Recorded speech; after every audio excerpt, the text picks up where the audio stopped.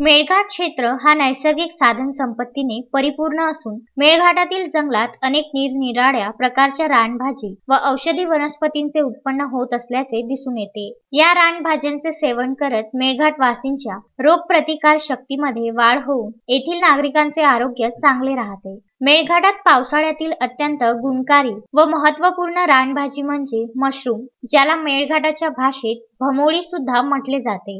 भमोडी या रानभाजीचे मेळघाटातील बांबूच्या जंगलात बांबूंच्या झाडाखाली जास्त उत्पन्न झाल्याचे दिसून येते। मेळघाटच्या धारणी व चिखलदरा दोन्ही तालुक्यातून मोठ्या शहरात भमोडी मशरूमची निर्यात केली जाते। तसे बघितले तर मेळघाटात भमोडीचे भावाने 80 रुपये किलो व 20 रुपये बाटा प्रमाणे आदिवासींकडून विक्री केली जाते। भमोडी खाण्यात अत्यंत चवदार व पौष्टिक असते। भमोडीचे सेवन केल्यानंतर माणसाच्या शरीरातील अनेक रोग दूर होतात असे सुद्धा बोलले जाते। हे विशेष।